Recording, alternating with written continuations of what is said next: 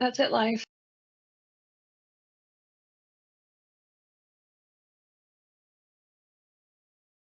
Hello, hello everybody. Hi folks. Welcome to our virtual open day. This is our virtual open day for animal care at Elmwood campus at SRUC. My name is Kirsty Hardy, and I'm the programme team leader for the animal care department. And this afternoon, I've got a couple of my colleagues here with me this afternoon, and I hope that what we can do is we're going to provide you with an overview of the programmes that we offer here, and kind of give you as best a feeling, or as best we can as a feeling online, is what it's like to sort of study with us, and we'll introduce you to some of our animals and our facilities and things like that. Kat's going to give us a presentation in a wee minute, and which is full of information and lots of interesting facts and details and things.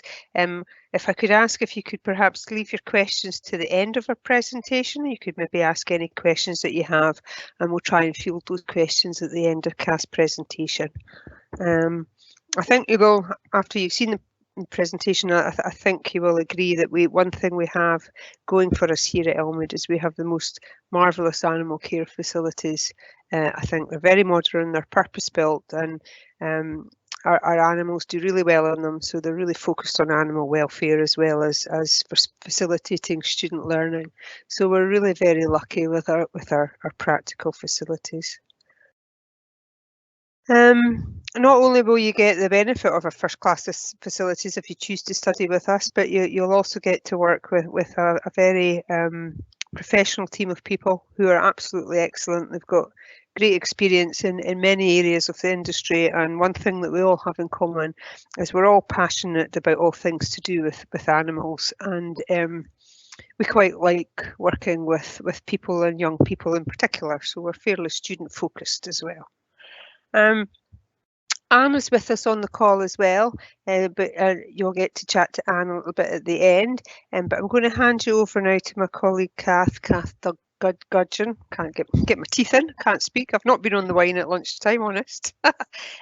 Kath will take you through the presentation, and I'll chat to you again at the end. Thank you. Hi everyone, so I'm Kath. I'm just going to take you through these slides and tell you a little bit about the course, and I'm sure that there'll be questions come up as I go through them, but please feel free just to make a note down or just log it, and then we can go through some questions at the end. So I've been at Elmwood 15 years or so, and I teach NCH and CHND, and also done quite a bit of course tutoring in that time as well. So I've got hopefully I'll be able to, between us, be able to answer any questions that you might have. Okay, so at Elmwood we offer 3 full-time animal care courses. That's the NC, that's the National Certificate, the Higher National Certificate, and the Higher National Diploma. Okay, the NC course is very practically based, a course where you'd experience a high level of interaction with all of the animals that we have, of which there are many.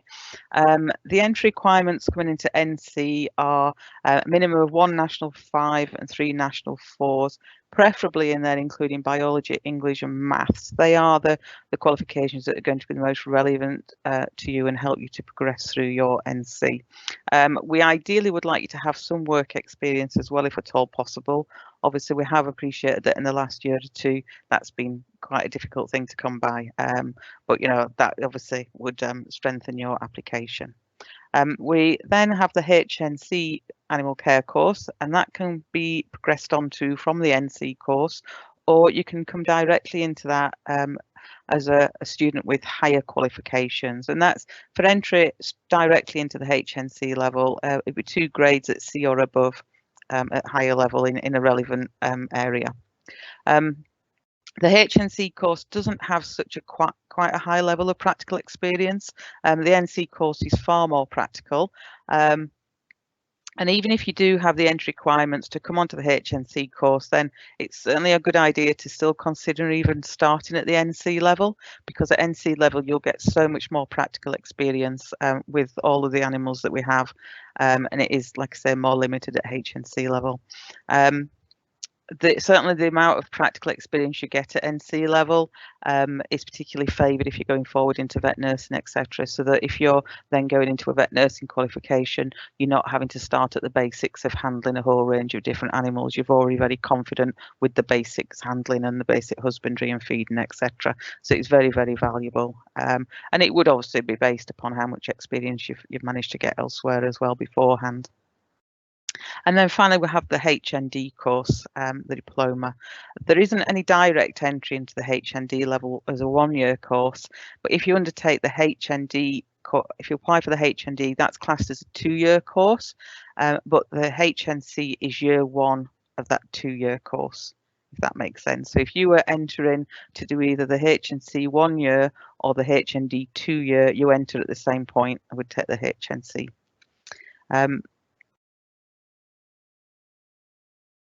What you can do, if you're thinking of applying for HN level, then you can apply directly to go straight onto the HND. Application for HN is through UCAS, and you can apply directly to go onto HND. So it means you're not having to apply again after your HNC year. Obviously, if you complete your HNC year, no one forces you to stay on. But you applied for the 2 years, so you can obviously, if you wanted to do so, you could change your mind at the end of that time. The course dates for next year I've added at the bottom. They are slightly different depending on whether you're on the NC or the HNC or D. So the NC course starts slightly earlier. Obviously, this presentation can be shared with you later, so you don't feel you necessarily need to write everything down. So the college day starts at 9 AM and finishes at 4:30. That can include some half days because although they are full-time courses, you're not expected to be in college full-time. So you wouldn't be in 9 till 4:30 every day. The number of days that you attend class will vary depending on the course that you're on. So the NC level course, that is, we generally teach about 3.5 days in college. And then some of it is, study in your own time. For the HNC, 2.5 days a week in college, and the HND approximately 2 days. It can vary a little bit through the terms. We have sort of 3 terms a year, 3 blocks a year, so it can vary a little bit, half day here or there, but that is generally how it would go throughout the year. And then it may seem a little odd that the higher level course has less teaching, but it's because more self-study is expected. So as the level goes up, there is more self-study, more research that you will be expected to do yourself. So the animal experience at Elmwood, whatever level of course that you're on, there are practical aspects at any level. Certainly the NC students spend the largest proportion of the time on the animal care unit, where they learn all the basic practical skills of looking after the large range of animals that we have of over 60 species. HNCs spend time on the animal care unit learning the correct handling of a range of mammal species, including restraint and techniques, how to sex animals, and they're also carrying out some enrichment projects as well with a species of your choice. So that is something that HNCs have been doing so far this year, and we've had some great fun. And the animals, well, I think the animals have had even more fun with some of the extra enrichment that the students have been providing for them. At HND level, you will be doing on the animal care unit more specialist care of such as the birds, the fish, and the reptile species. And at HND level, you also undertake several field trips, and you go out and visit other animal collections. There's the list on the slide there of some of the places that HND students have chosen to go before. You do get quite a lot of say on the visits that you go on, and you won't get to go on all of them. I think you usually have about approximately 4 trips out, and you'll get to choose as a group which ones you feel you would like to go on, as long as you can all agree. As far as assessments go on the courses, it does vary a little bit level to level, but we have closed book assessments. So these closed book assessments are just like just mini exams, really. They do vary in length. So some of them are only 20 minutes long, some of them are 2 hours. Usually at NC level, they tend to be more sort of the 15, 20 minute, half an hour long assessments, where at the higher levels, they may be up to 2 hours. at the end of HNC year. That is actually a large exam at the end of the year, which are 3 hours with a break in the middle, of course. Throughout the different levels, there's also might be assignments as well, but these are much more commonplace on HNC and HND level courses. You will have some short reports to write at NC level, but certainly they do build up as you go up into the higher levels. Also, there's a large practical element to any of the courses, and these are ongoing throughout the year. We do need to see, we like our students to go out with a really good grounding and lots of practical experience. So it's really important that you have a high level of attendance to make sure that you can achieve the required standards, particularly with the wide range of animals that you've got. It takes quite a while to be confident and comfortable working around all of them, which is what we expect of our students as they come to the end of the year.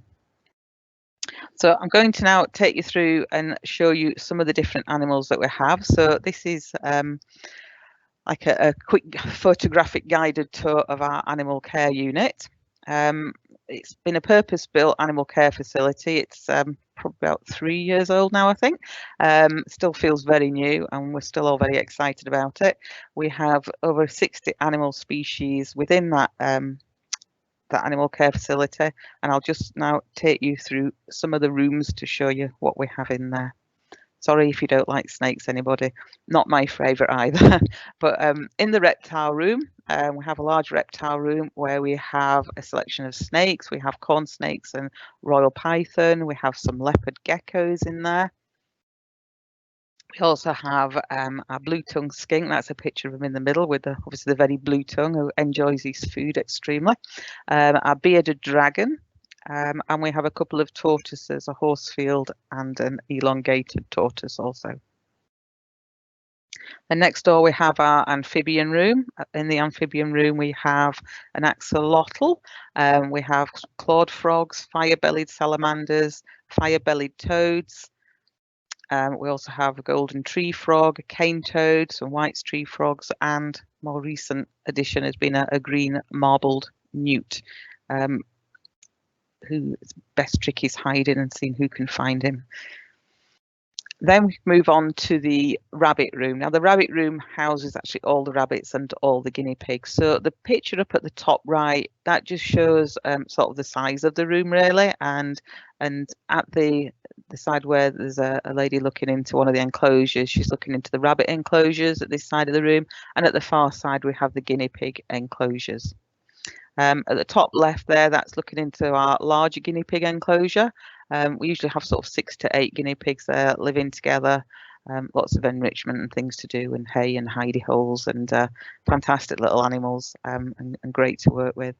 And at the bottom there, just a picture of some of our bonded pairs of rabbits. And this is some of the rabbits recently that have been entertaining themselves with one of the enrichment opportunities that one of our HNC students just arranged for them this last week. So what you can't tell in there's quite a few carrots buried as well. And initially, as she observed them, they just eat all this what is on the surface. And then overnight, when we came in the morning and observed it again, they'd had a fantastic party, and all the carrots were gone. Then we move on to the chinchilla room, which doesn't just house chinchillas. It does house a chinchilla, but we also have in there our Mongolian gerbils, our Duprasi, also known as fat-tailed gerbils. Picture in the top right there. You can see where it gets its name. We also have some Cheeseman gerbils, which I don't have a picture of there, and our rats, and have I mentioned our degus? We have our degu in there also as well. So quite a wide range of animals in there. In the hamster room, there's largely hamsters in there. So we have quite a selection of Syrian hamsters, a varied range of different dwarf hamster breeds, and then some varied mouse breeds also as well. One thing, all our animals are lovely and friendly and handled.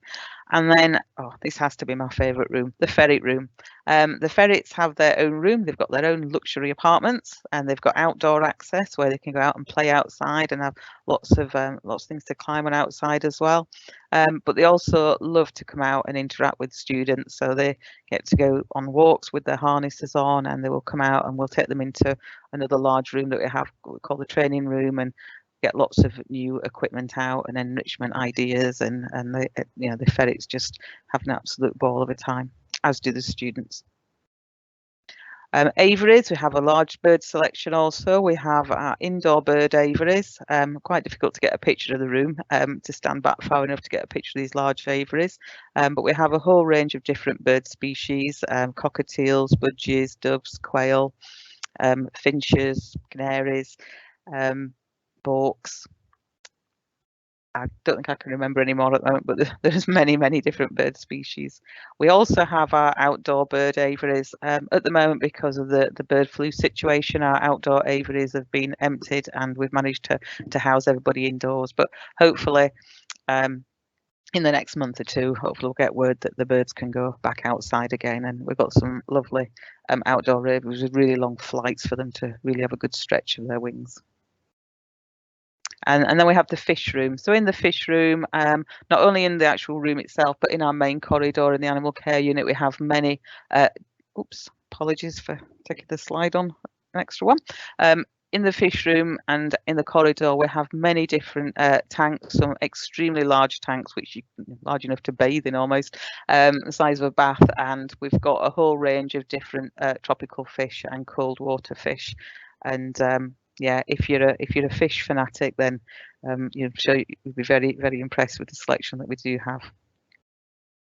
And then our final room is the grooming room. The grooming room was developed for our NCs particularly, who they undertake a dog grooming module.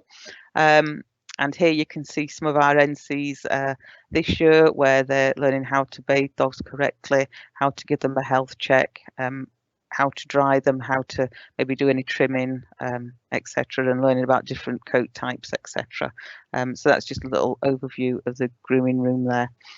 This room and the dogs would also be used for such as first aid and handling for the HNC students. And also with the HND, sometimes we're in here and we'll use the kennels, etc., when they're undertaking their dog training modules, and they get to bring their own dogs in, and we can use the kennels and even use the room for the dog training also. We don't actually keep dogs at the site. If we have dogs brought in at all, it is student dogs are allowed to bring their own dogs in. So on NC level, students are very welcome, as long as the dogs are friendly, clearly, to bring their dogs in for the dog grooming modules, or bring friends and families' dogs in also. And at HND level as well for the dog training, can bring their own dogs in to work with also. But there's always somebody to lend you a dog to use if you don't have your own. So career paths, previous student destinations. So where have our previous students ended up? Well, this slide shows some of the organisations where our previous students have found employment. There are many more. It's hard to keep track of where everyone has ended up.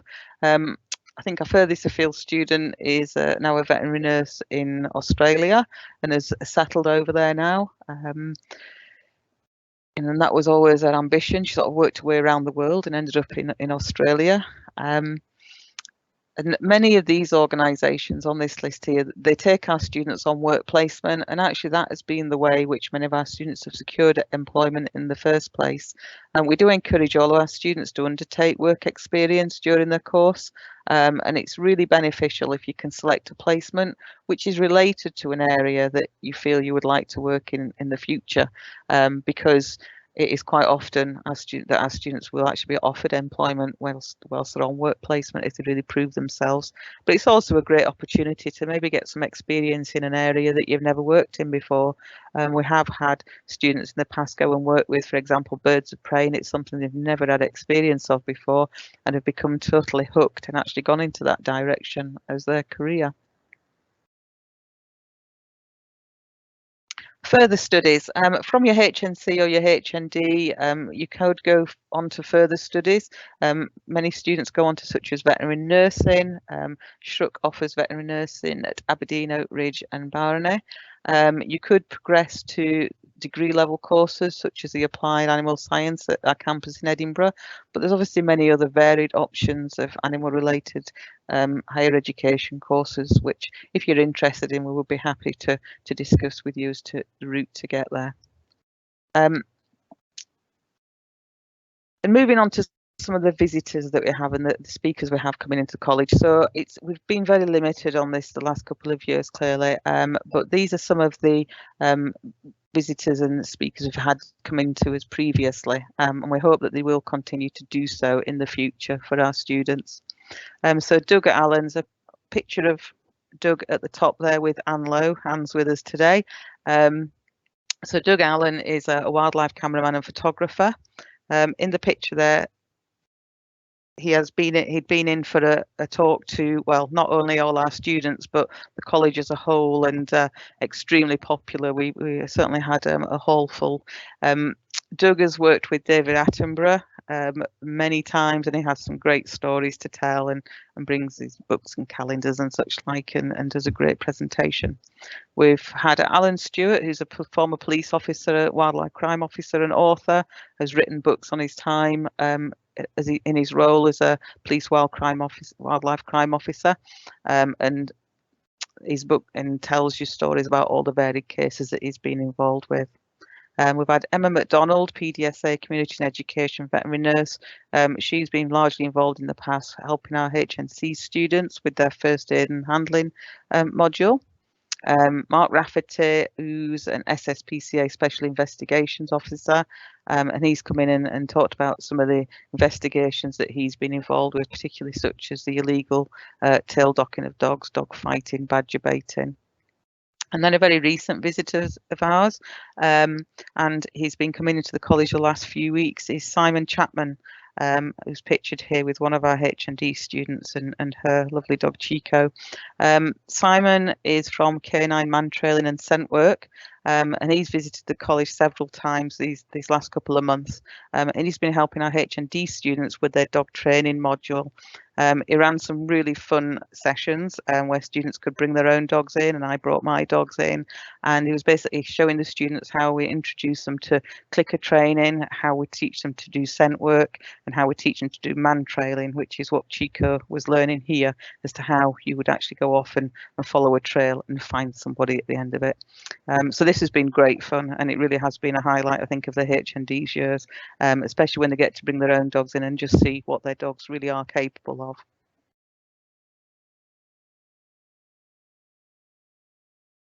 Okay, and then finally, just ends with a picture of 3 past animal care students of ours and 3 of our very friendly ferrets. And at the bottom of the slide there, that's the contact details for myself, Kirsty and Anne, who are here today, and feel free to contact any of us if you have any further questions that we haven't actually managed to answer today. If you think of anything later, we'll be more than happy to give you some more further information. Perfect, thank you very much indeed. That was really informative. Thank you very much.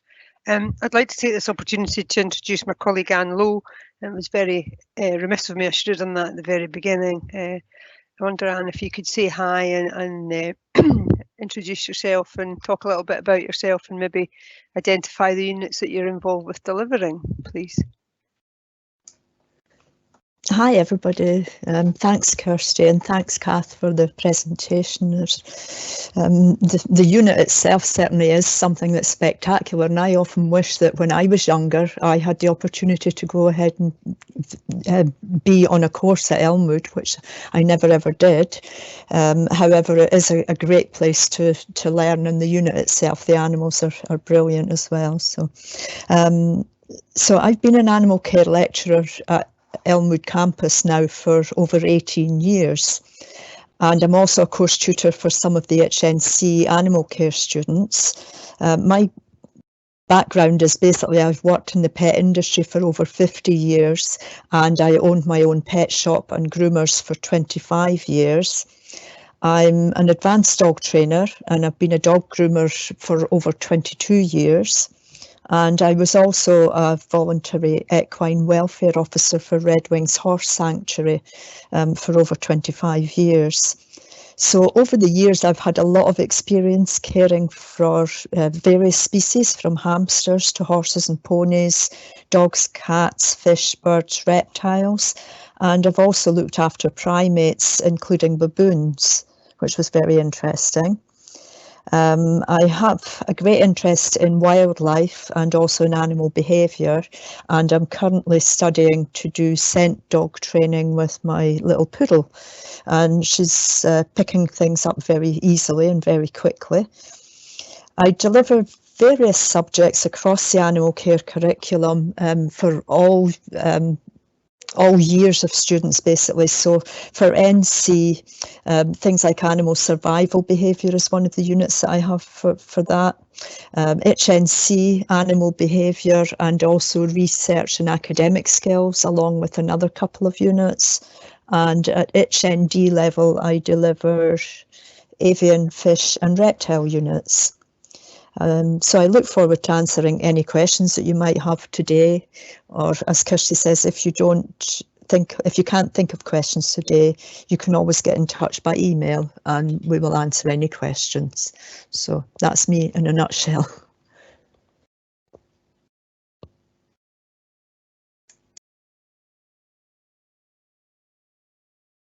Thanks, Anne. I couldn't find my unmute button there.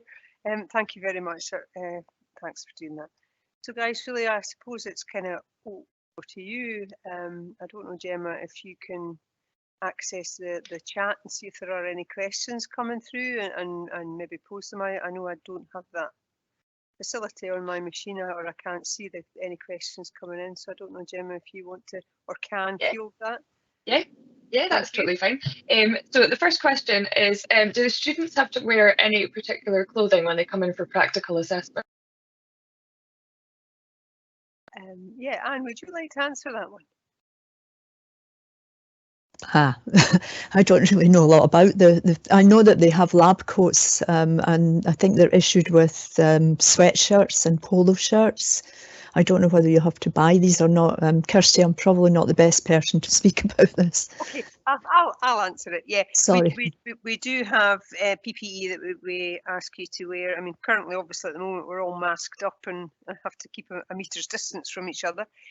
So obviously there's that, but we do wear sort of dust jackets and lab coats when we're on the unit. And then, of course, when we're in the reptile and the amphibian rooms, we obviously have aprons to wear, and we wear sort of gloves as well, just to just for personal hygiene and the sort of salmonella and things that you can possibly contract from reptiles. So mostly all that equipment is provided. If you're an NC student, that gets provided for you.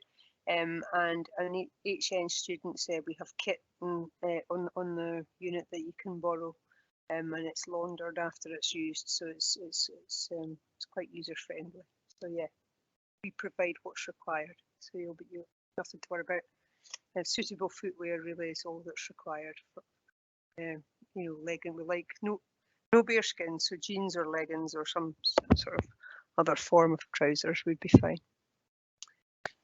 Perfect, thank you. The next question is, how important is maths in the courses, and how often do you use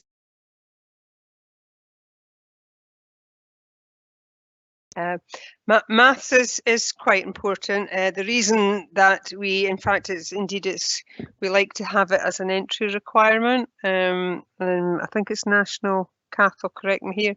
Is it national 4 we like to have in maths?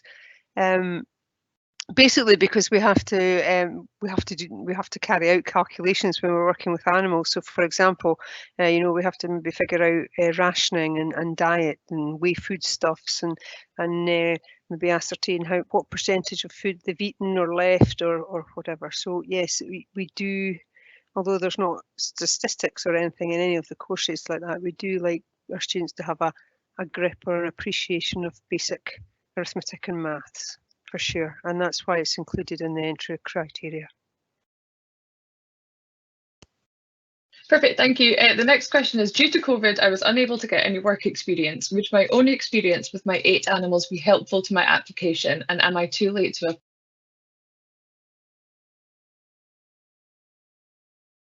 Hi, do you want me to answer that one?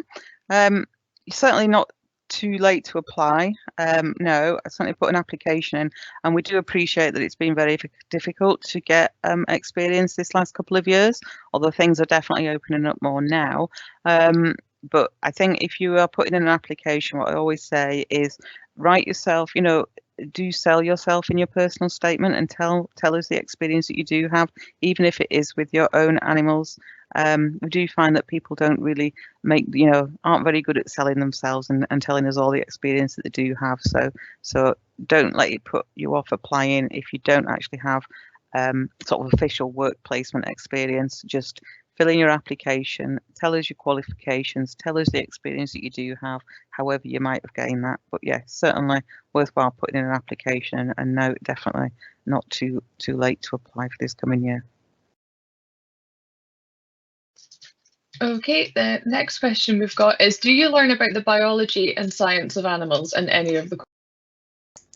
I can take that one.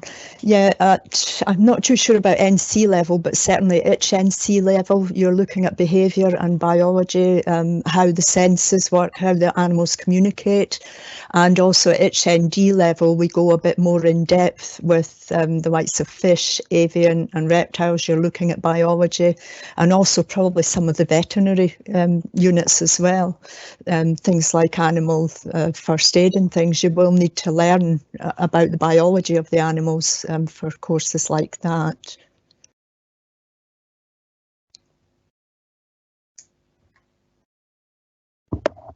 I could add to that you would also need to have, you would also be doing anatomy and physiology at NC level as well. So it is quite science-based biology at that level. Yeah, I think you would be. I don't teach the module, but I think you'll be learning such as the respiratory system and the circulatory system. So a grounding in biology is a very big advantage, and probably one of the most relevant qualifications alongside the English and maths that you could have, to certainly make your life easier on the NC Animal Care course. Perfect, thank you so much. The next question is, can you learn about how to run an animal-related business? This person's thinking of doing that as their career. Yeah, currently we don't run any business units. I think there's only one business unit involved in the HNC, I think, and that's marketing. But what we can do is, if students are interested in that, we do have a suite of business management units that you could bolt onto your qualification. So we've got things like preparing to start a business, that's a unit that we have delivered in the past. We've got accounts and record keeping, and we've delivered that in the past also. So these units are on the shelf, if you like.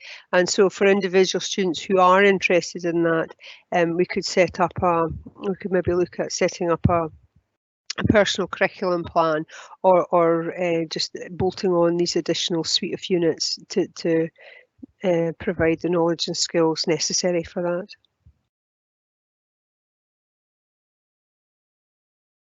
Perfect, thank you. So the next question is, what kinds of modules can you take at each?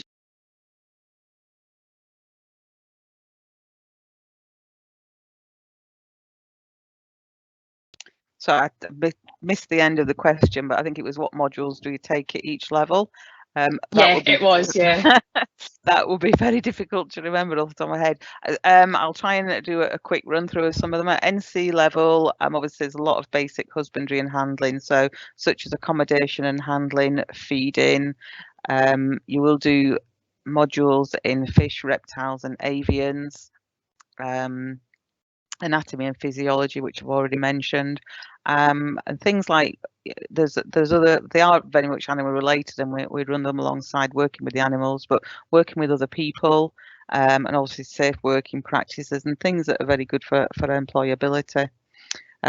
obviously, if anyone wants a complete rundown of the different modules, please do email us, and we'll make sure you give the actual list as as it is set. It's very hard to remember them all. HNC level, again, you do anatomy and physiology at a higher level, health and disease, first aid and handling, animal welfare.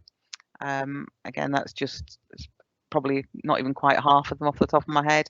And then at HND level, you would do such as applied companion animal behaviour, when you're learning as to how animals learn, and dog training, which is very practical and very fun.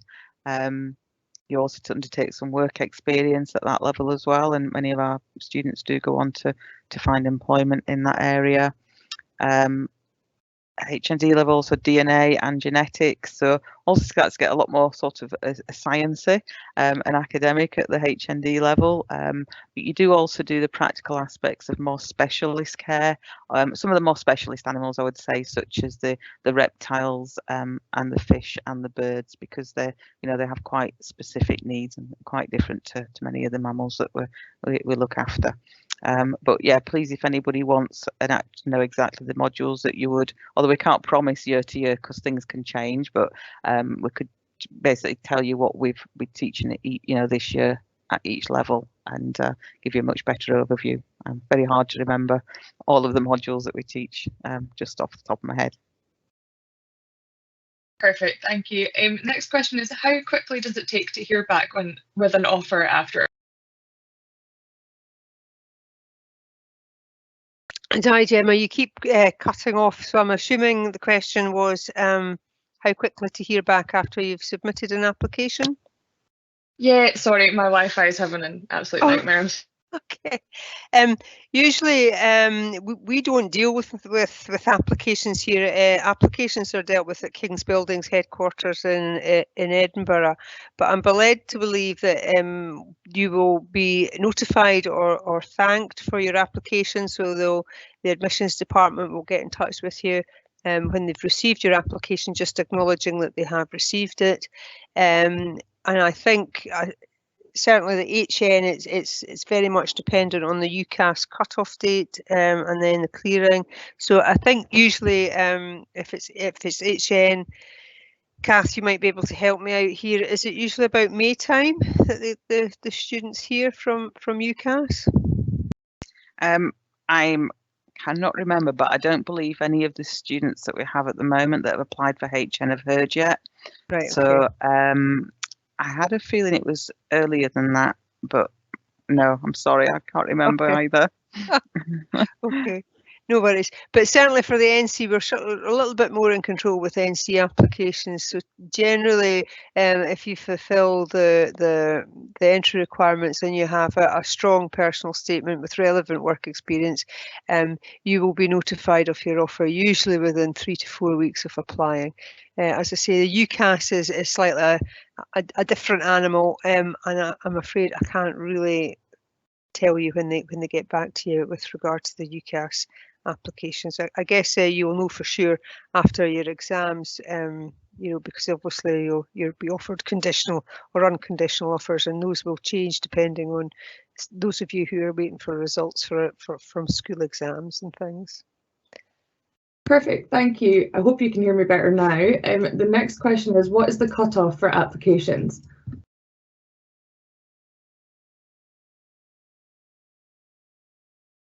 Well, the NC, it's very much first come, first serve. So, if you're thinking about applying for the NC, I would probably urge you to think about that sooner rather than later, because we only have about 50 places to offer. So, and once the course, it's very much first come, first serve basis.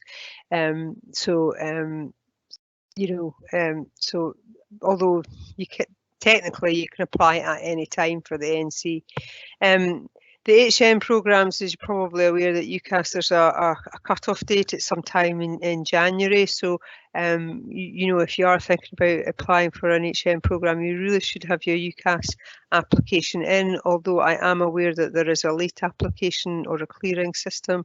So, again, if you're thinking about it, I would advise that you get your UCAS application in as soon as possible, because that comes from a centralised body.